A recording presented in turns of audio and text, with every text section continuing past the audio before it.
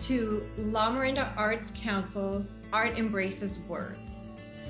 We are thrilled to have you here today to our virtual event. It's going to be a fabulous show with 3 writers and 2 artists. And I would like to thank the artists and the writers for being here today. I also would like to thank the Lafayette Community Foundation for their help in making today's event possible. Now, a little bit about La Miranda Arts Council. We are a nonprofit organization of volunteers, and we have been igniting and sustaining artistic expression and appreciation of the visual, the literary, and the performing arts throughout our community for more than 70 years. Currently, we manage 2 art galleries. You might have heard of them, the Art Gallery at the Orinda Library, of which 2 of our artists who are here today are in this month, and also the Art Gallery at Wilder. We have a number of active programs besides Art Embraces Words. You might have heard of La Miranda Idol, a singing competition for as young as 5 to high school seniors. We have the High School Visual Arts Competition, which is a wonderful visual arts competition which has students from over 10 high schools participating. We also, during the shelter-in-place period, we developed some new programs, one of them being the La Miranda Super Shorts, which was a mini film competition, and people loved it. It was for all ages. A 3-minute short video was wonderful. We also have a new program called Artify Orinda. And that program, we are beautifying the walls of buildings in Orinda. So do come by and take a look at the beautiful artwork from local artists that we have doing these murals. And I really want you to mark your calendar for October 16th, when La Miranda Arts Council has our biggest fundraiser, the Art of Mixology.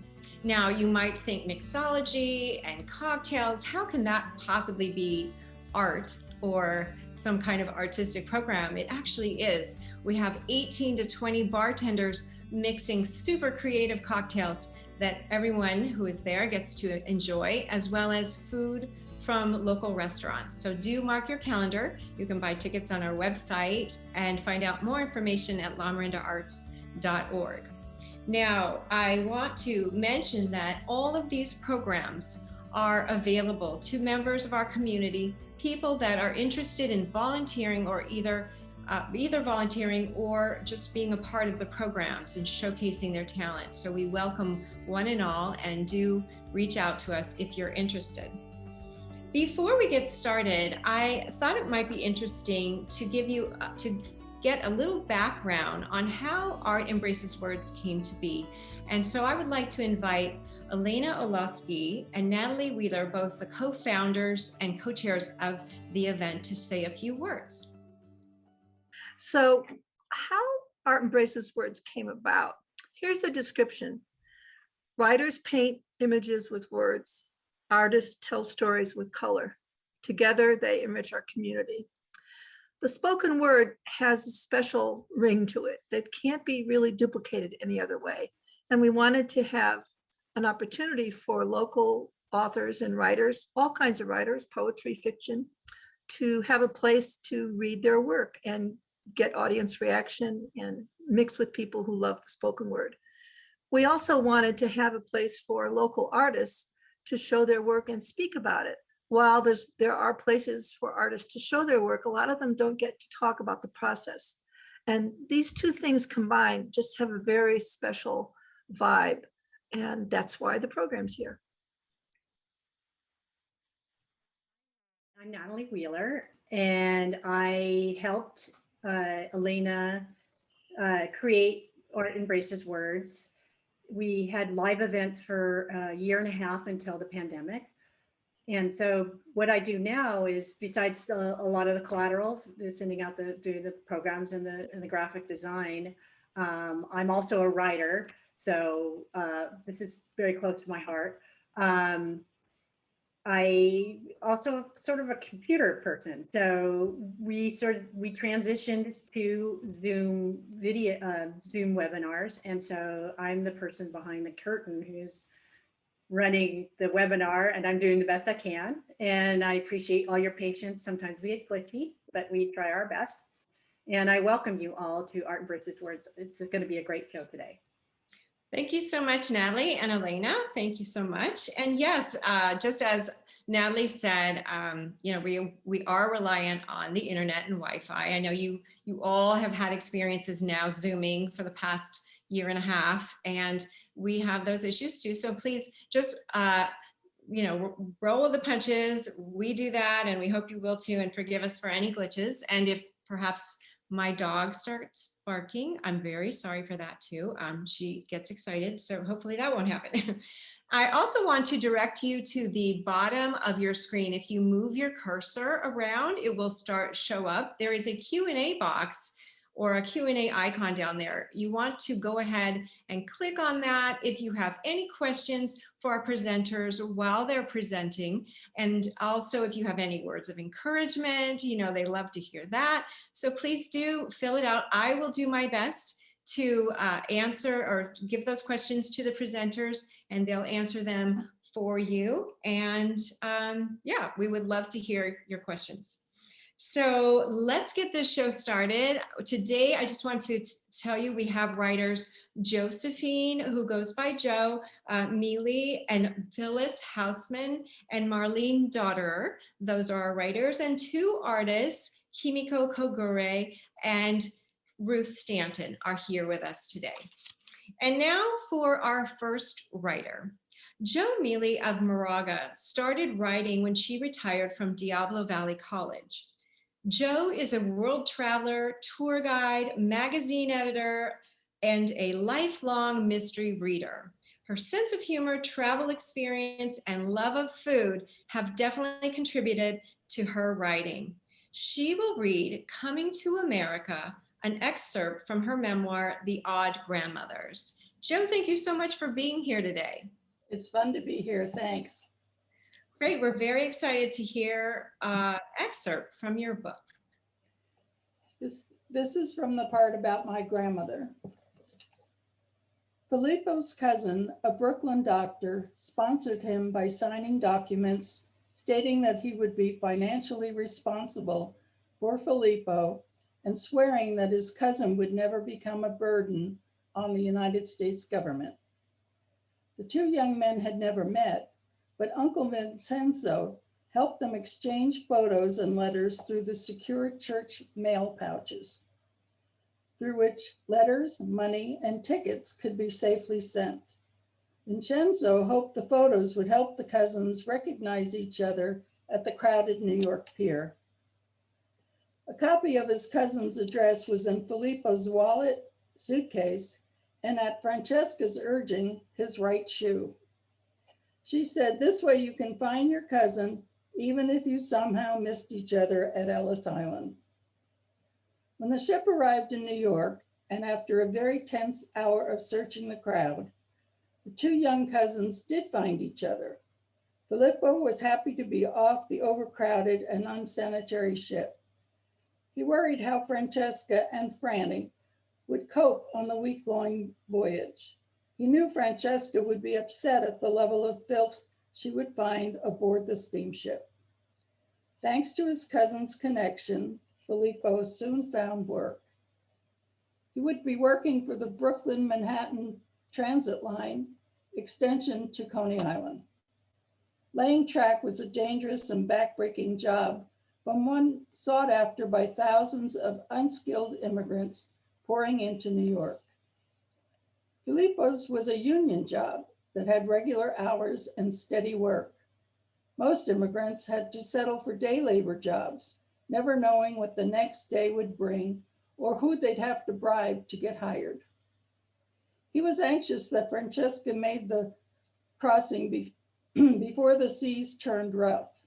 It had only been 5 months since he left Sicily, but it seemed much longer without his wife and baby girl. Filippo saved every cent for Francesca's steerage ticket. He wanted to send second-class tickets, but he couldn't bear to wait until he could afford them. Filippo rented an apartment in a 5-story tenement home on Elizabeth Street. where many other Sicilian immigrants had settled. The buildings were all attached, and as a result, only the kitchen had a window. His cousin gave him an old bedroom set and took Filippo shopping for a few household necessities. He would need to buy kerosene lamps and buckets to haul water. The cold water flat was tiny, no more than 2 rooms, a bedroom and a kitchen. Tenements were everywhere and housed half the city's population.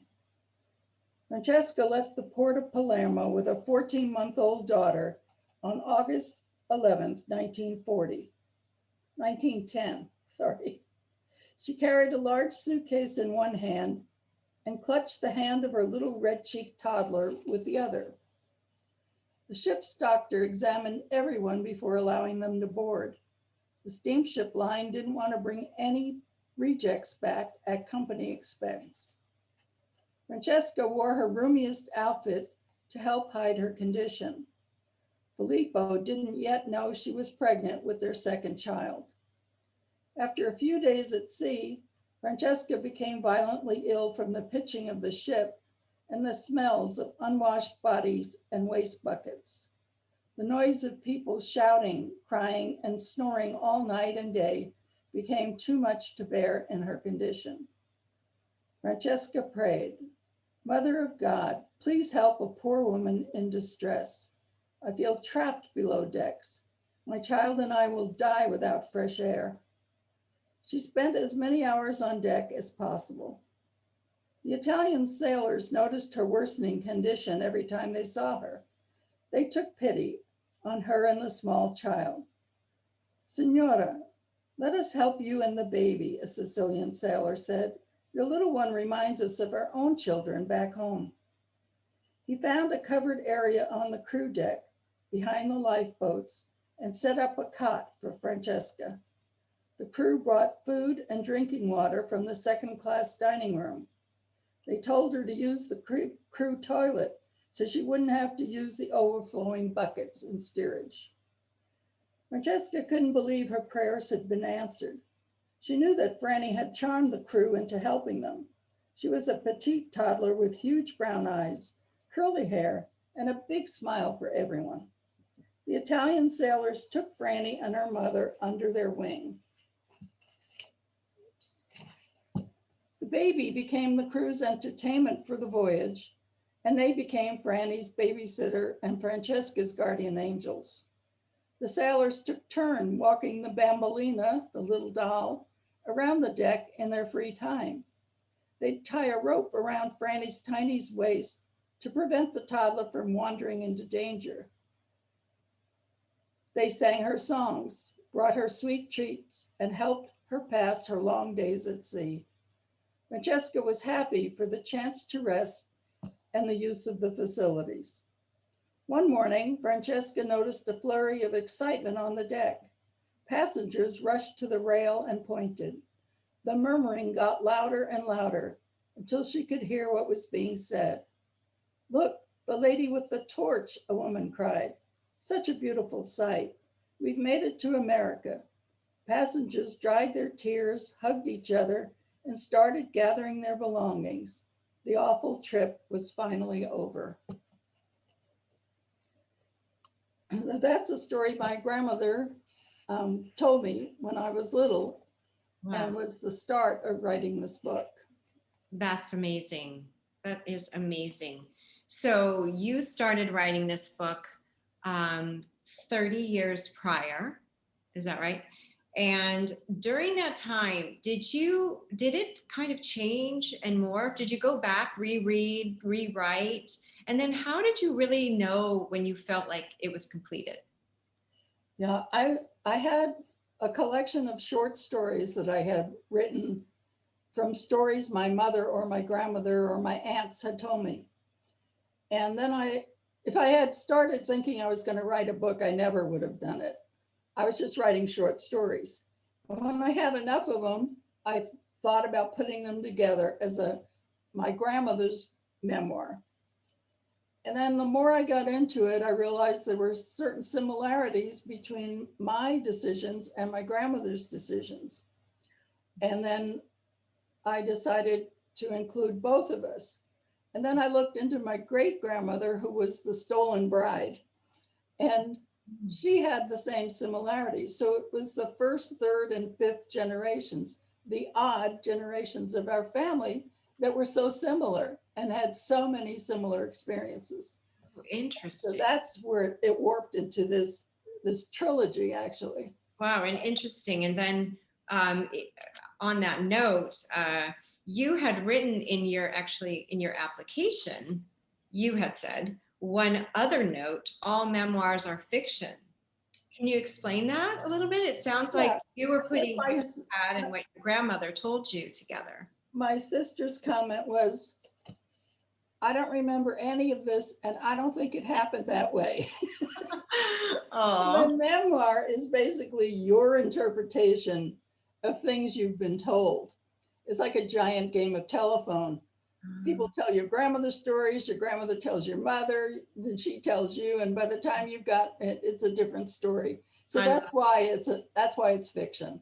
well, it's wonderful fiction. And I understand you also write travel mysteries. Are you working on one right now? Yes, I just finished Death on the Danube, Oh, where we find a body on a cruise. And then I'm working on Remains on the Rhine. I got wow. so into cruising, I just thought I'd stay on the ship. I love it. I love it. Hey, we have a question from Sue Fine. She said, lovely story showing the contrast between then and now. She did ask, was Francesca, is it Francesca, your Francesca. grandmother, or was it Franny? Francesca was my grandmother, and Franny was my aunt. Was Okay. her oldest child. Okay, I got it. Our grandmother had 8 children, was widowed at 38, with 7 children and pregnant, Wow. not speaking the language, illiterate, Oh not my with goodness. any job skills, and they all survived. Wow, fantastic. Yeah. So interesting. Thank you so much for being here today, Joe.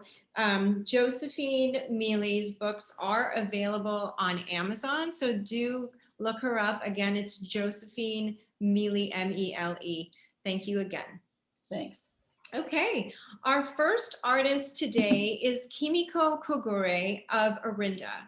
Kimiko has been working with glass, wood, charcoal, pastel, mixed media, and fabric for some time.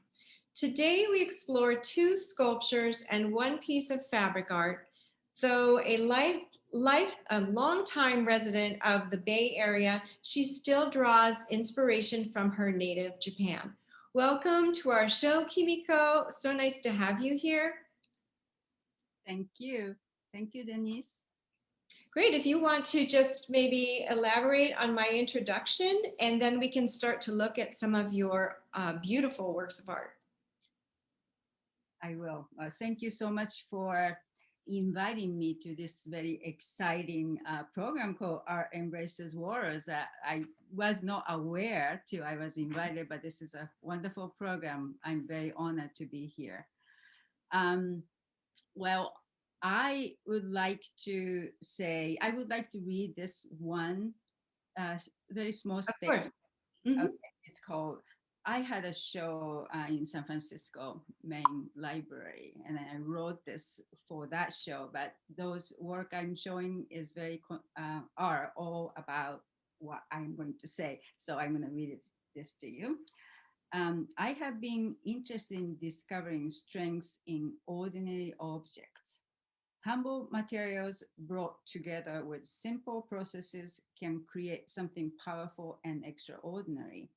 Using everyday materials such as fabric, silk, willow branches, and ivy, I try to express the strengths of unity. Small, forgotten pieces of fabric can create harmony. Remnants of cherished cloth can rekindle memories tucked away. Low-grade silk cocoon, it is mawata, the materials I used, can bring warmth and perseverance can transform fragility to beauty. It is a process of my life as I learn acceptance, and gratitude for each life lived, no matter how small and insignificant it seems. It is a way of life based on the Japanese traditions of respect for, connection to, and coexistence with nature as I embrace characteristics of each material. As a first generation Japanese American born in the city where silk industry was once prominent, I thread my life experience and the memories of my childhood together. That's beautiful. Wonderful. Okay, let's see your artwork. Okay, what are we looking at? Go So ahead. this is one of the sculptures I'm showing at Orinda Library Art Gallery. And the title is Mawata. So Mawata is the like second grade silk. I grew up in the place where silk industry is quite, that was like one of the earlier silk industry in Japan.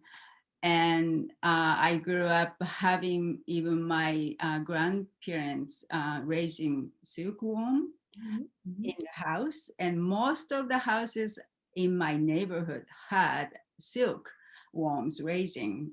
No longer, but that's how it was when I was growing up. And I am going to read this again so that I can do this much easier than talking about it. My fondest memories with my mother was to help her stretch a sheet of mawata. It is floss silk, second class cocoon stretched to rectangular form to be used for stuffing and making hand span thread. To cover the feeling of homemade comforters.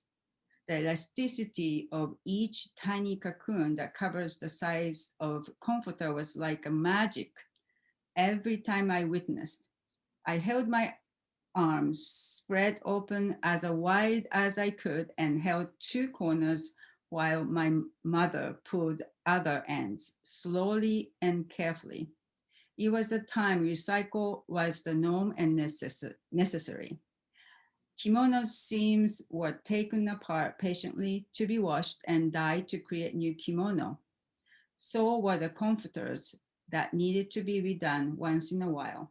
I remember the warmth of sun shining down as we walked in the large front yard between the wooden gate and the house.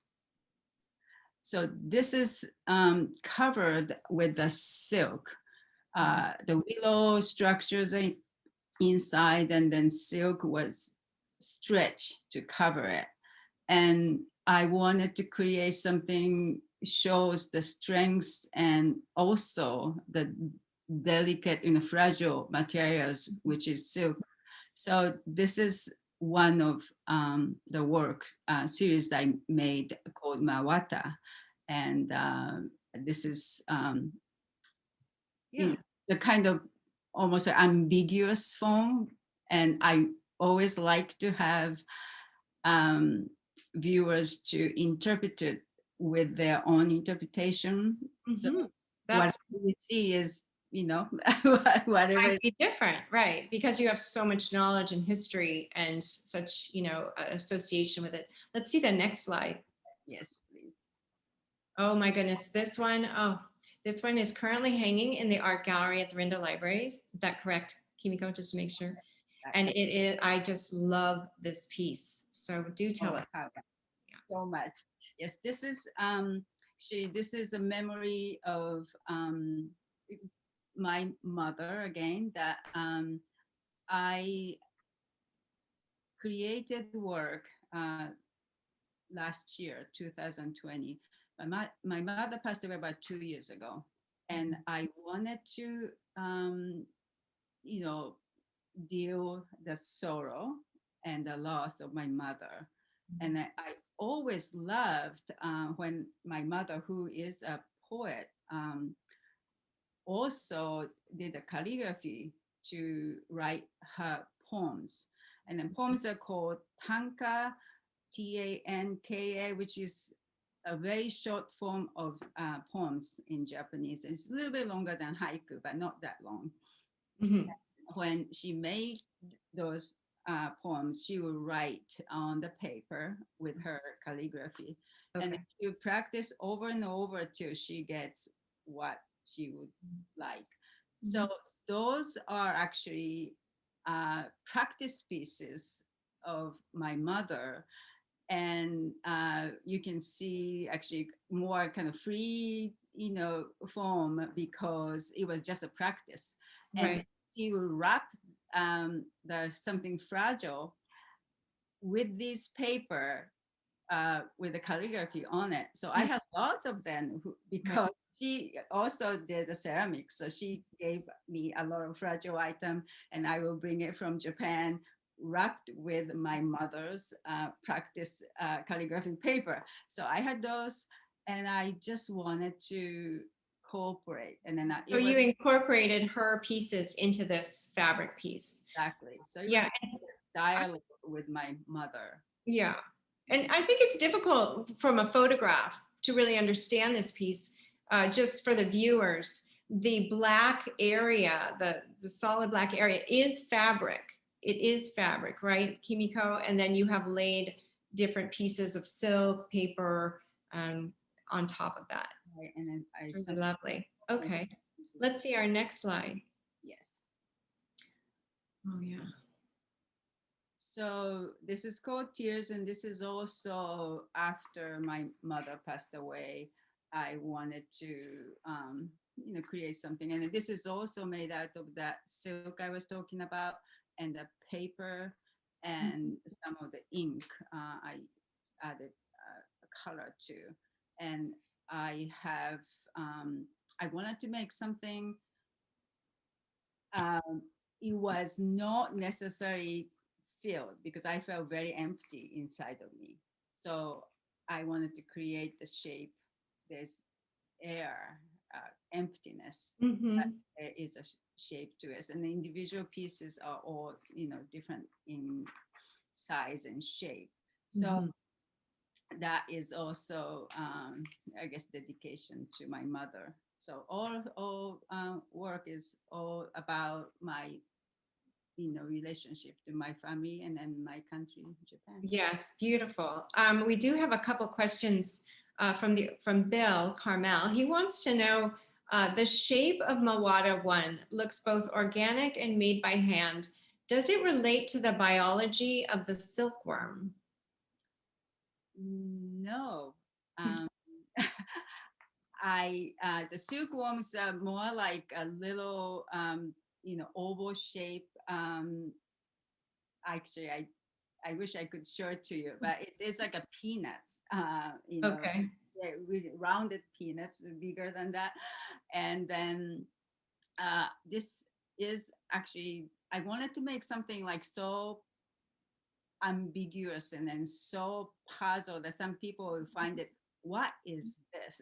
That is what I wanted to have because Right. I don't know what I'm making. And my process is I start without having any idea how it ends up being. It always completely unknown. It's mystery for me what happened. So this was nothing that I had in my mind.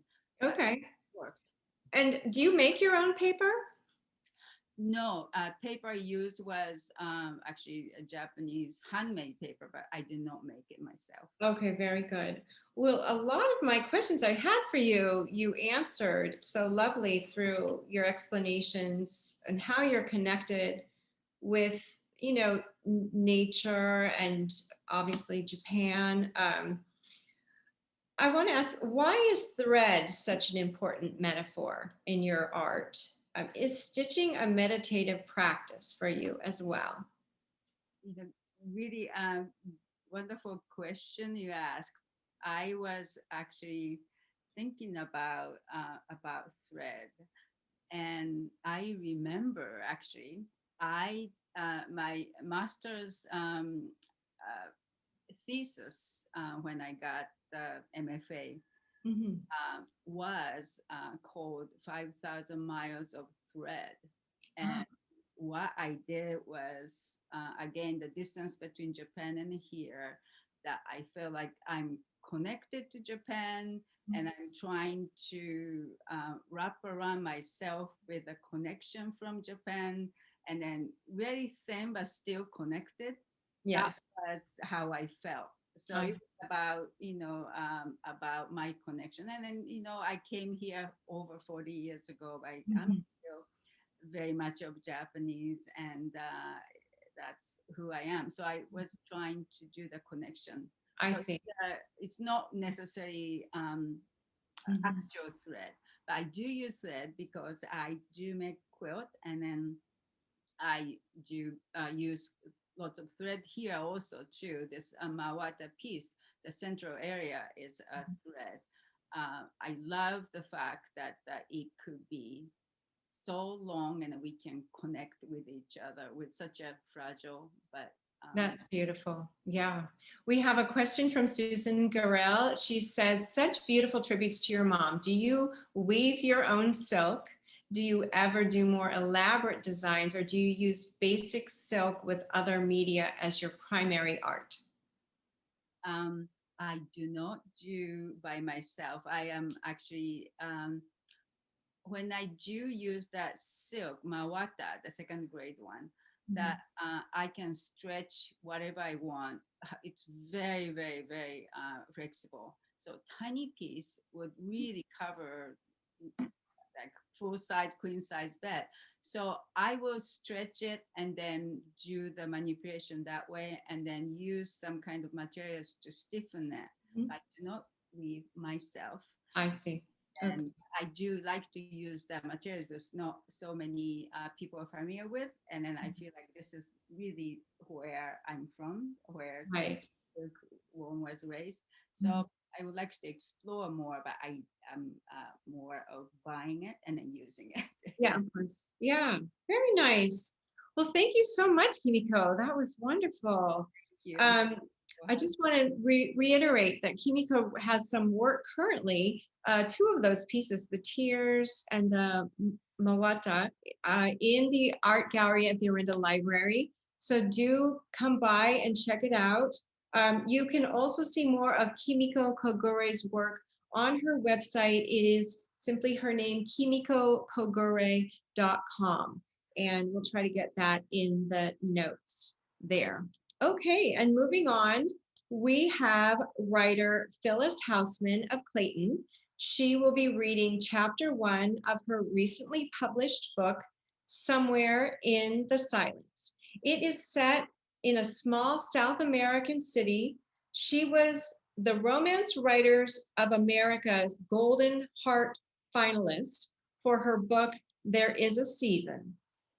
Wonderful to have you here with us today, Phyllis. If you want to unmute yourself and just maybe add a little bit to what I have said, and we can begin. Just need to unmute there. All right, there we go. Oh, excellent. There we go. Awesome. So this is the cover for the book. It involves fraternal twins and a young woman who comes down to evaluate the library that their father put together.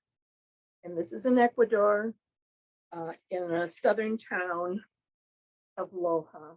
Oh, let's see if we can get this too. Now, I don't think we're going to be able to see it. Anyway, Loja is in the south of the country. And I was there for 2 years as a Peace Corps volunteer. The story doesn't have anything to do with my adventures. It is just whole cloth fiction. Okay, very good. Okay. Somewhere in the Silence. Wednesday, April 20th, 1961, 4 a.m. Ecuadorian Central Time, Loja, Ecuador. The tolling vibration of the old German grandfather clock woke Carlos von Lessing, jolting him out of a deep sleep. The details of his dream still vivid. A smile lingered. Get going, only 14 hours until she arrives. Out of bed and crossing the room, he threw open the casement window so the crisp air could clear the last of sleep from his brain. In the distance, a crescent moon glimmered on swirling mists above the tree line. The Paramo cloud of southern Ecuador roiled down from jagged Andean peaks. Something flushed a sandpiper out of the near hillside grasses. He remembered hearing the bird's eerie up and down call when he was a kid. Impossible now. As he closed the window, the fantasy of Belinda Brown broke into his thoughts again. The dream actually featured two Belindas. During the months he wrote to her about the sale of his father's library, her answers provoked visions of a slender, tall blonde, the cliche of a California golden girl. He imagined her somewhere in her early 30s with calm blue eyes, holding a flicker of humor. In a couple of hours, he'd fly north to meet the real Belinda when she landed in Quito. Yesterday, he sent a telegram confirming the changes in the itinerary for her trip from Los Angeles. Originally, he planned to have her fly into Guayaquil. Now he had to see his doctor in Quito before Belinda arrived. Rubbing his tired eyes, he knew he couldn't postpone the appointment yet again. In the telegram, he still didn't include the information he withheld from her all these months. How stupid to keep her in the dark. He had concealed the fact of his deafness, and that might destroy the friendship they developed in their messages. Of course it would. What had he been thinking? How could she ever trust him once when she found out about his lie of omission? But tonight's dream provoked laughter, not a sense of loss. For this version revealed a petite girl with huge gray eyes closer to warm smoke than the cool blue sea. Instead of being fair, she possessed gold-brushed, olive skin and long dark hair, framing her oval face. When the new Belinda appeared in his room in the middle of his dream, she walked up to the golden girl and dramatically pointed to the exit door. Not protesting, the blonde lady scurried out of his bedroom. The raven-haired Belinda then took his hand, leading him out the door and down the winding staircase to the lower floor, into the dusky silence of his father's library.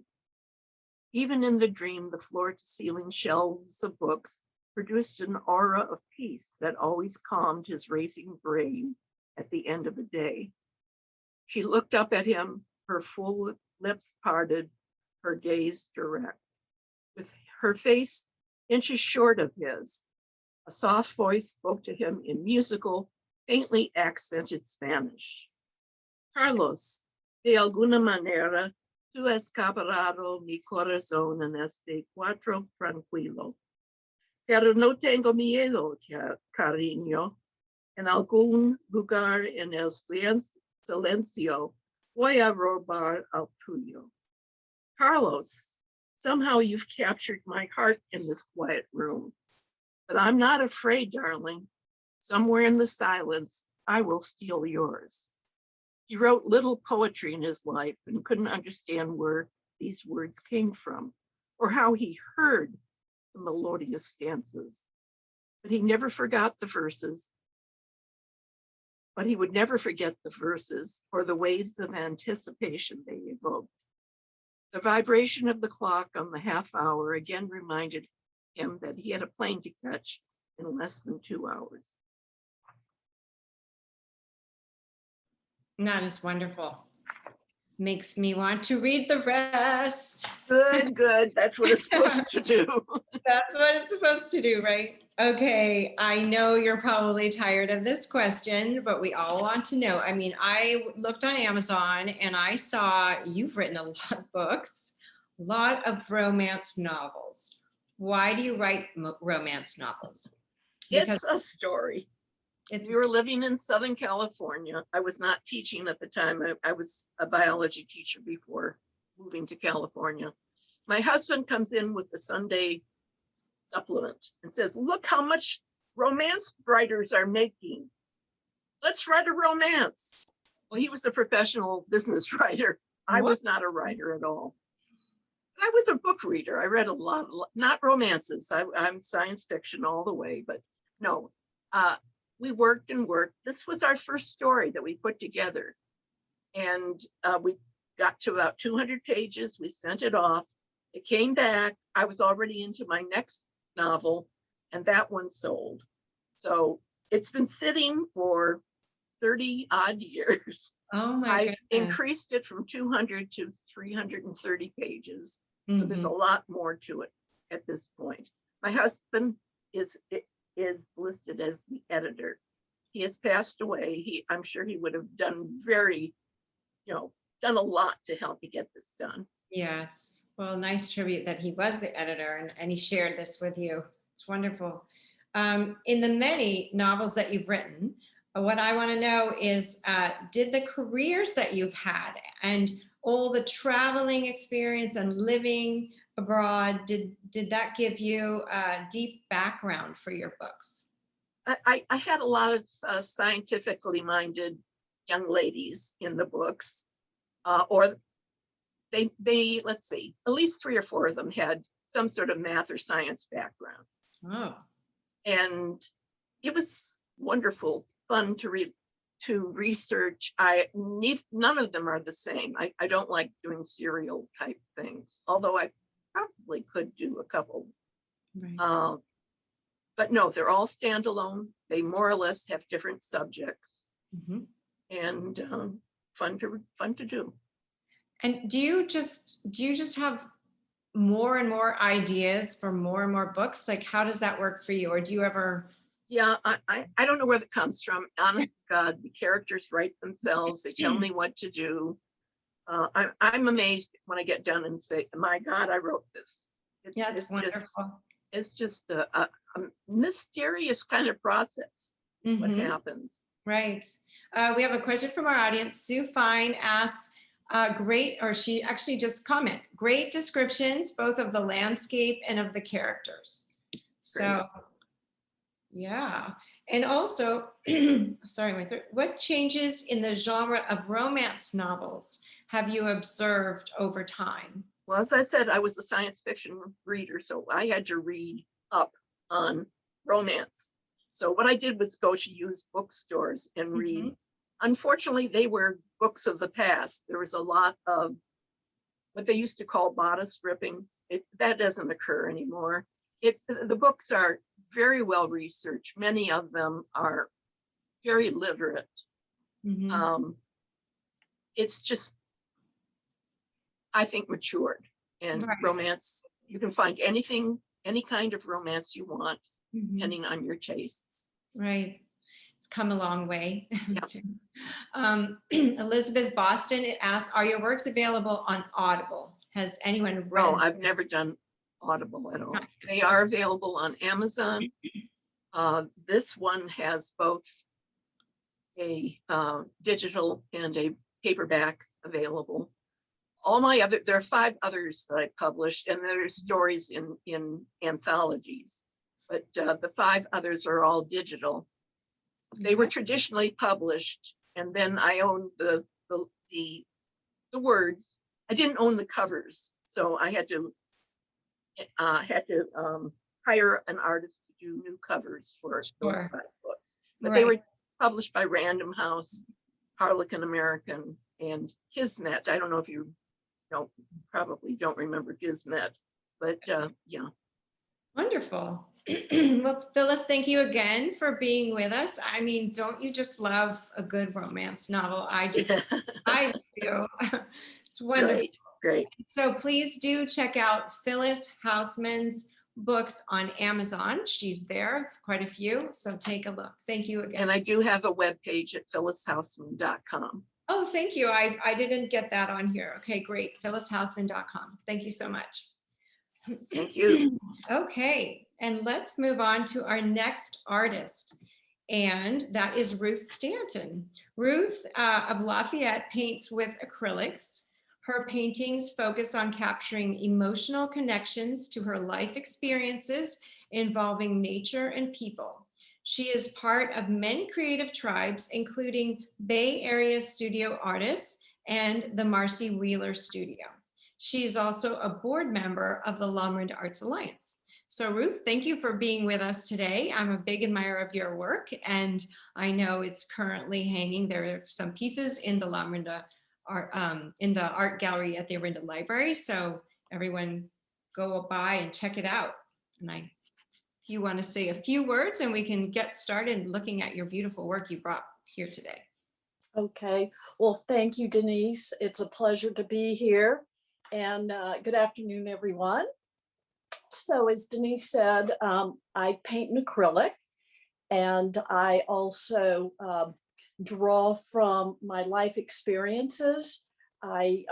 Whether I'm traveling or it's a family celebration, but most of my art is about people and nature, whether that's animals or landscapes.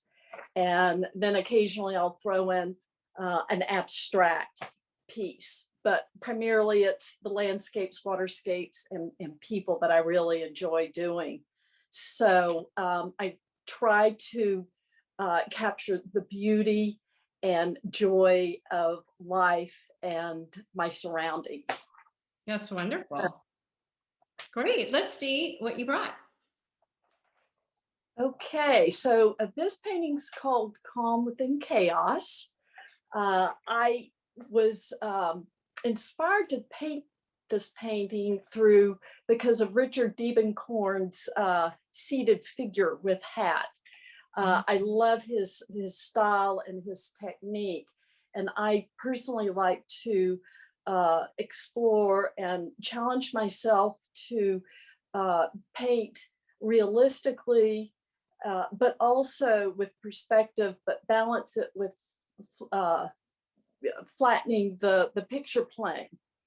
A lot of times I'll start painting with one direction in mind, and I end up going slightly in a different direction, not from a stylistic standpoint, but from a meaning standpoint or an emotional standpoint. So for instance, in this case, like I said, I wasn't looking to flatten the figure, but flattening more of the space around her.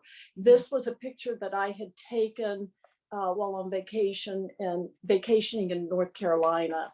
So, but I painted it during the pandemic, and as I was painting it, I, was really capturing her calmness, this unflappable calmness, as we as humans were trying to go about our daily lives, but we were all in quarantine, and there was just all this chaos around us. Yeah. And so I decided to abstract the background and use colorful abstract shapes to depict that chaos. They look very puzzle-like. Even they look very like puzzle pieces kind of put together. It's very cool. Like, how did you come up with that kind of idea? Well, it's some of it's just trial and error, just figuring out what works. She's sitting in an outdoor terrace, and it's a walled-in terrace, and the walled-in terrace was not very interesting. In fact, there was a door that probably either led to an outdoor space or a shed, a tool shed. And I didn't want to depict that. And then there was a planter that was behind her. So I just, some of it's just pure trial and error. And what does the painting need? And what am I trying to convey? And that was the way I chose to kind of handle those puzzle pieces. I love it sometimes, not always defining areas, but letting the viewer figure out, well, what is it to them? Because everybody will see something different as you start abstracting the work.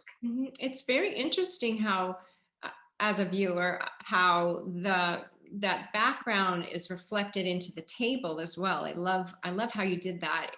I would assume almost a glass table, reflecting what is going on in the background. It's really lovely. And then her meditative presence, very, very nice. Yeah, well, thank you very much. Okay, let's see the next one. Okay, so this piece is also at the Arundel Library, and it's my waterscape. So I'm just always fascinated by water and the reflections. The photograph I took at Cornerstone in Sonoma, and it was towards the back of their area where they have the large ponds. Part of my process is I'll import the photograph into Photoshop and zoom in until I find something that kind of grabs my attention, whether it's the colors. And in this case, it was the colors, the reflection in the water, and then just, the lilies were beautiful. Mhm. I had to modify the composition so it made sense.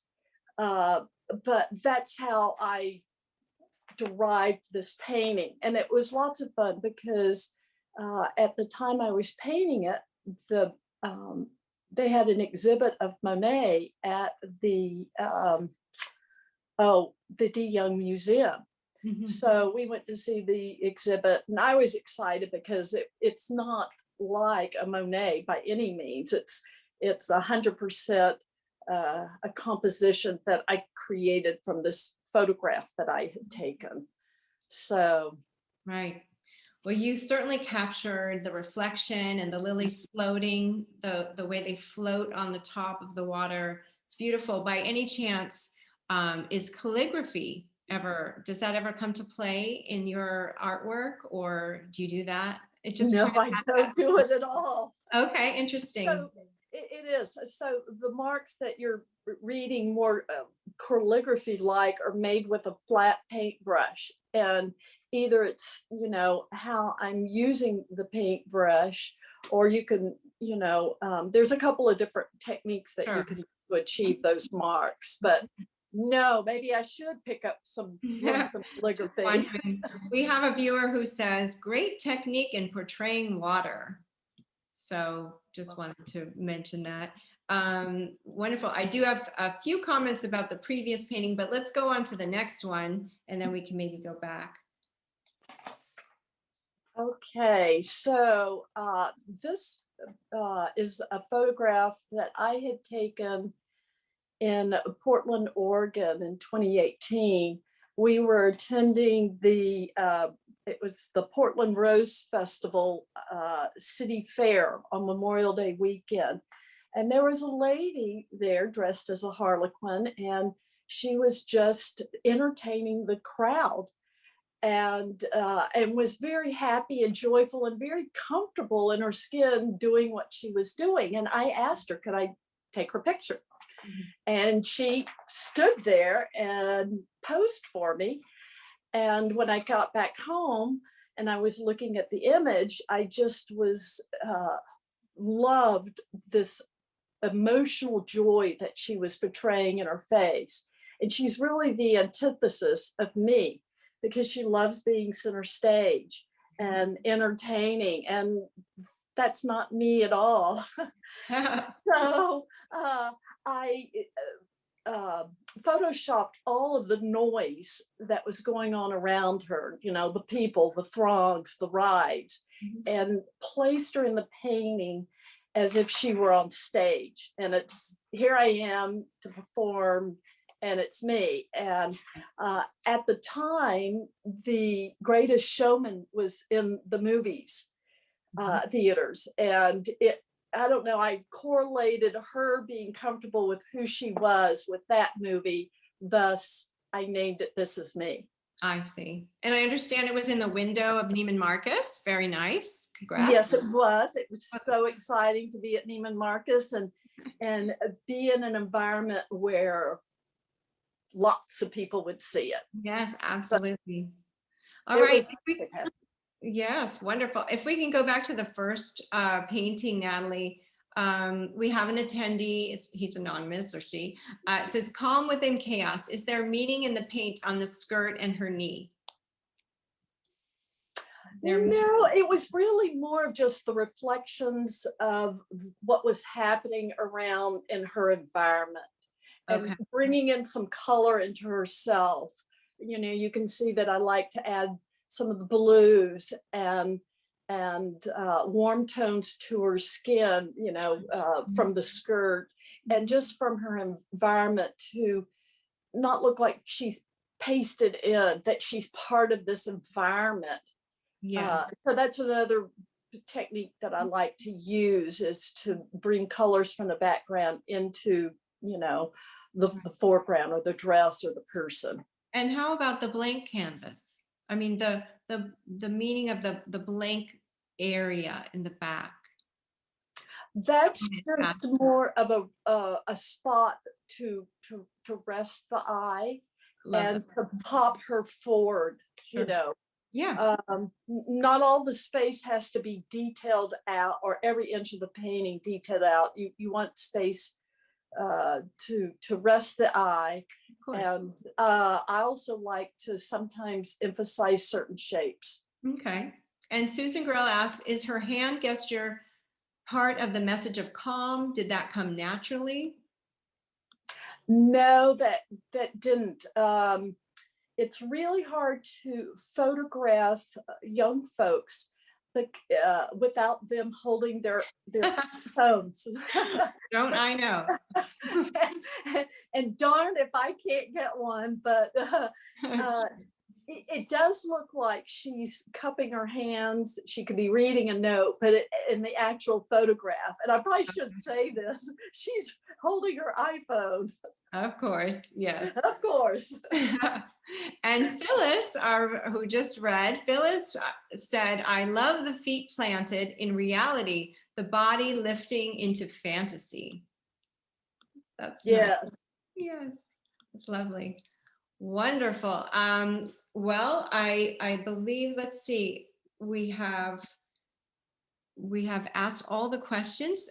Thank you so much, Ruth, for being here. And it was lovely to see your work. And again, everyone can see it in the gallery at the art gallery at the Orinda Library. And also Ruth has artwork on her own website. It's rstantonart.com. So rstantonart.com. Did you have? Yeah, Denise, I also have artwork at Valley Art Gallery. Oh, wonderful. Also. Okay. Wonderful. So go to Valley Art Gallery and check out Ruth Stanton's work. Thank you again, Ruth. Thank you. Okay. All right. And now our final author is Marlene Dotterer of Pleasant Hill. She will read from what her Amazon readers call a time travel historical novel entitled The Time Traveler Journal Shipbuilder. Marlene is the past president of the Mount Diablo branch of California Writers Club, but prefers to describe herself as a troublemaker and writer. Marlene, are you there? And do tell us about being a troublemaker. Yes, thank you for having me here. I've read before, and I always love returning. I am a troublemaker, I guess, because I often don't do what people expect me to do, but that's about the extent of it. And totally fine. I don't, have to go to jail or anything like that. Okay, that's good. That's good. Yeah, but I just have my fingers in a lot of things. So very good. Yeah. Can't wait to hear. So let's hear your excerpt from the Time Travel Journal. Right. Time Travel Journal. It's Bridge Builders, and this is it.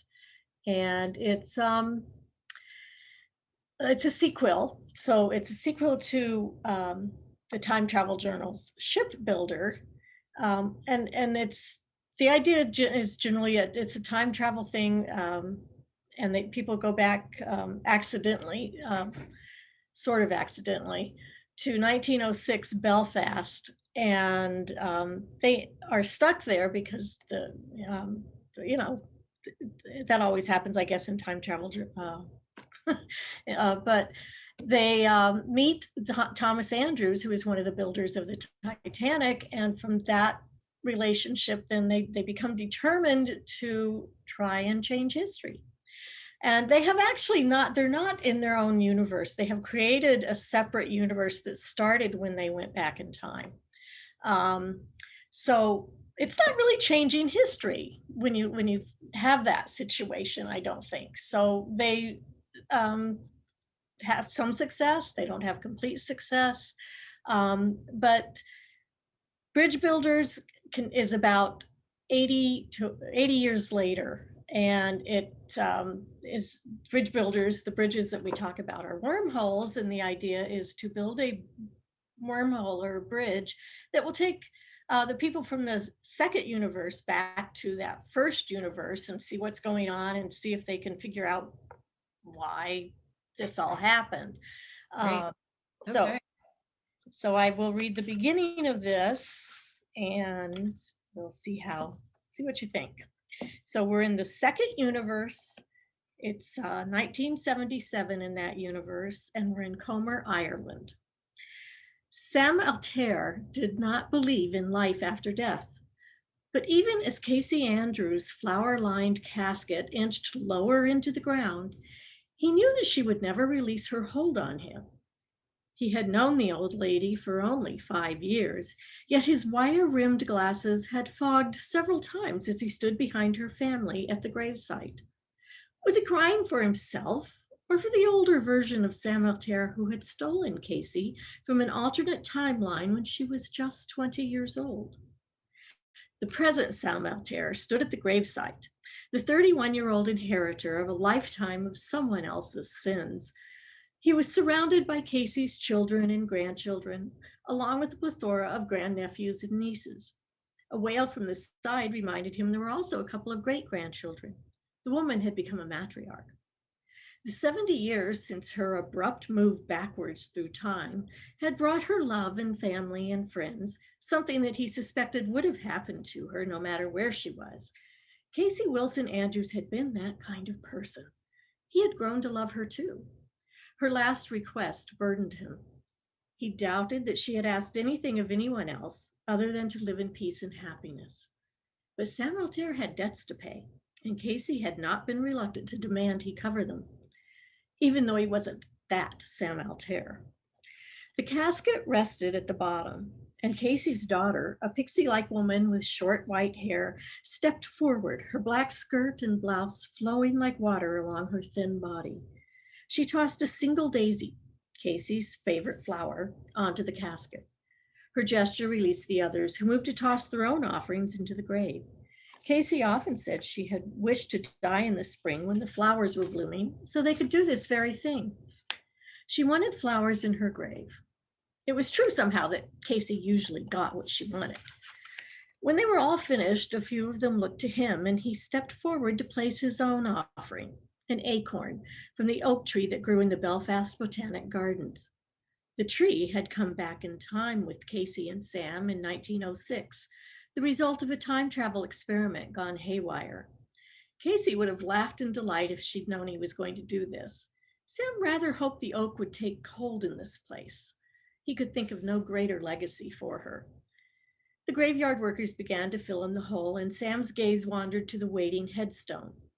Like all the others in this part of the church's graveyard, it was dignified and simple, but with a message chosen years ago by her husband. Casey Ashley Wilson Andrews, May 16th, 1885 through June 4th, 1977, beloved wife of Thomas Andrews of Denallen and mother of his children. The reason I lived. Of course, she had been born in 1985, not 1885. And the truth behind the quote was a story known only to 3 of the people here, and to any in the future who might have access to the time travel journals. At the entrance to the graveyard, Sam caught up with Casey's granddaughter, Sarah. The early summer day was bright, and the green hills of Comer wandered away to the blue sparkle of Strangford Lough. The moment might have been awkward, but Sarah favored Sam with a mischievous glance. "The flowers are blooming everywhere," she said, just like she requested.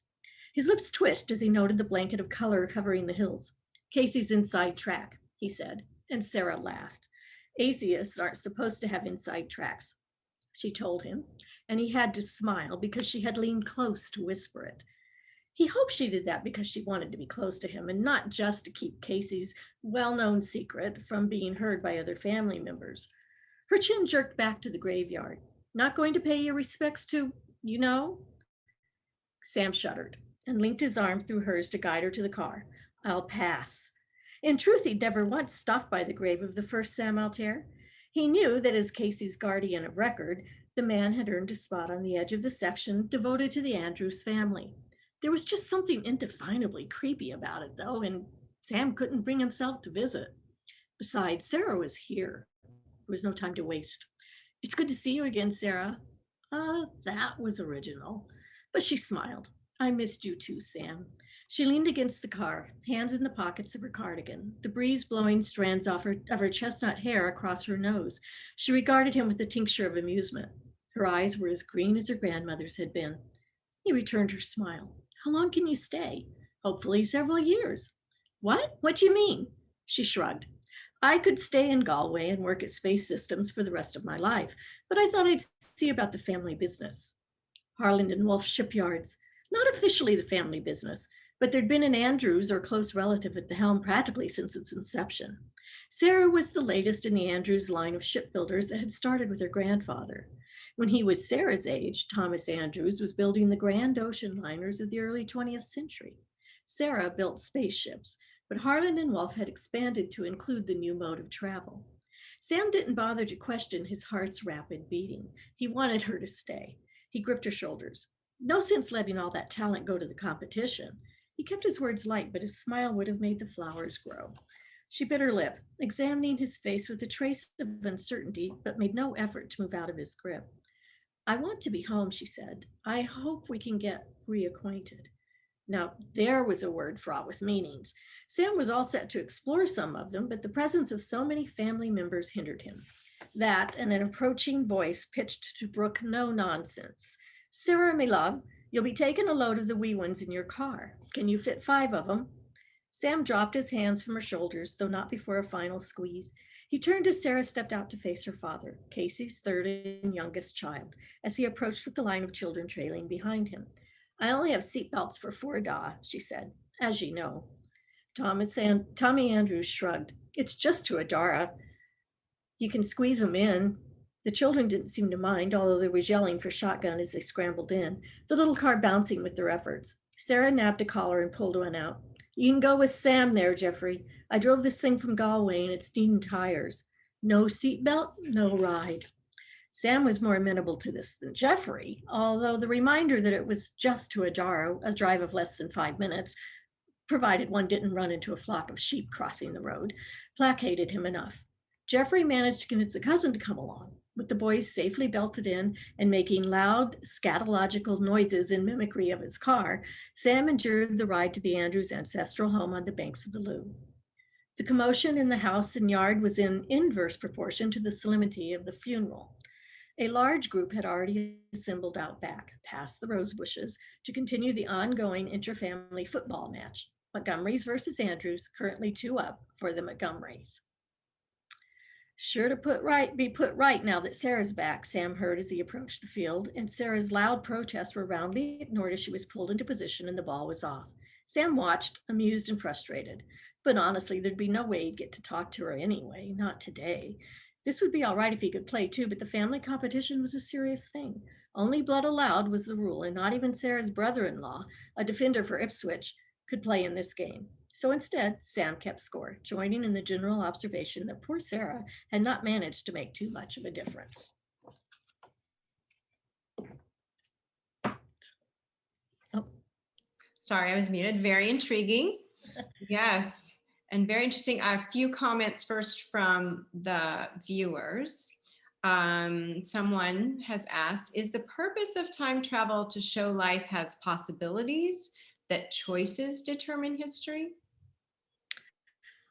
I think that's very true. That time travel, of course, could just be fun. You just go back to see what was really there or something. But to know that there's, especially if you can change things or affect things.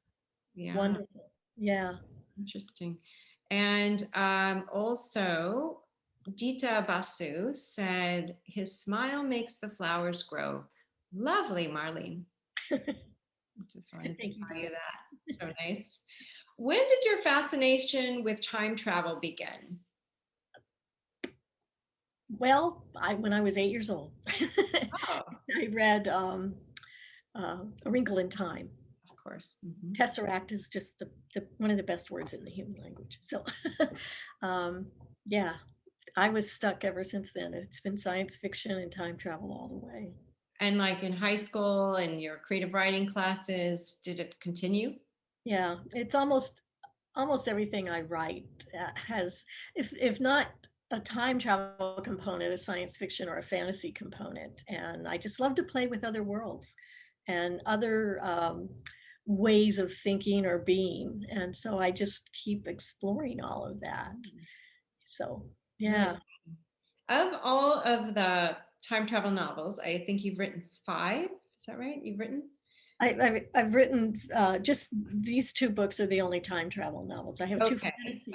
Will Yeah. you revisit any of those for sequels or related stories? Yeah, probably. I've got 5 books in the works right now, and Oh, okay. a few of them are like, one is a sequel to Bridge Builders, or Okay. the trilogy, and then there's a sequel to my book Moon Over Dotterer, and so I'm working on those. But I'm also working on a new science fiction book that's just new, Okay. and that's getting most of my attention. Trying to get that going.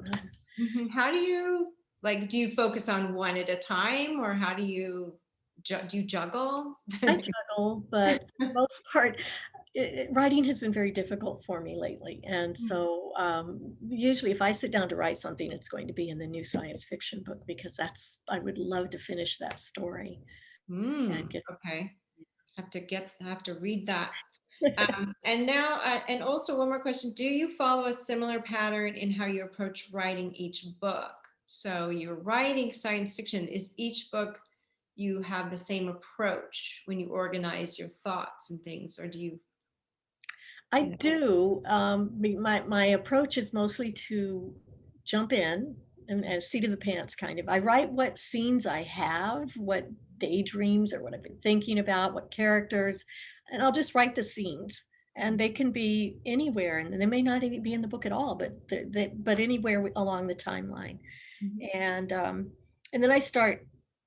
Yeah, I can begin to see, okay, where it's going and what it needs. And so I'll start writing, still seat of the pants. But usually about a third of the way through, when I get to 30 or 40,000 words, I have to build a storyboard, and I use Post-it notes, and I just put this chapter, this is what's going on, and this is what needs to happen to get to this part. Okay. Yeah, I have to get it organized at that point. Yeah. Especially if there's more than one timeline.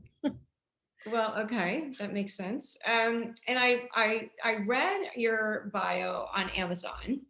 I read that you packed up, that you're from Arizona, grew up in Arizona, and you packed up your 5 kids and you moved to Northern California. You got a degree in geology. You worked in a national lab. You owned your own business, and you were a personal chef. Yes. Too. Wow. And I'm assuming all of these experiences impacted your writing in some way or another. Would you say so? Yeah, absolutely. I very much depend on my experiences to guide me to at least what I want to show on the page. Sure. So yeah, they all have, and they all represent interests of mine that go into my stories. Food is important, and of course, since science is very important, and getting it as right as I can within the idea of fiction. It is fiction, so I can make up some things, but yeah, all of that, and the environment. Everything I write is about our responsibility to the planet, and how we need to take care of it and each other. Wonderful. Well done. All right, Marlene, thank you so much for being here. A lovely way to end our show today. with your excerpt. And I hope everyone will check out Marlene Dotterer's books on Amazon. Please go to her page on Amazon. It's Dotterer, Dotterer. Yep. Very good. And thank you again for being here. Okay, well, thank you. I'm glad to have been here. And that is it for our event today. I wanted to say that I hope you enjoyed the event and what our writers and our artists had to present today. I'm sure you'll agree that both the written word combined with the visual artistry, both together is a very magical thing, very wonderful to see and hear both. And if you would like any more information on our writers or our artists, please do feel free to reach out to us on our website, LaMarindaArts.org. And if you also have any comments or feedback about our program, we will welcome that as well and get back to you. You can see here the website address, and you can find email there. And we are bringing back Art Embraces Words in person, and hopefully on Zoom as well. We're going to work through that on October 30th. And coincidentally, this is also, well, it's the day before Halloween. So it's a great opportunity for you all to join us and dress up as your favorite literary character or your favorite artist. So there's a thought. And I believe Elana said there are prizes available. So please do come dressed if you'd like. It is optional.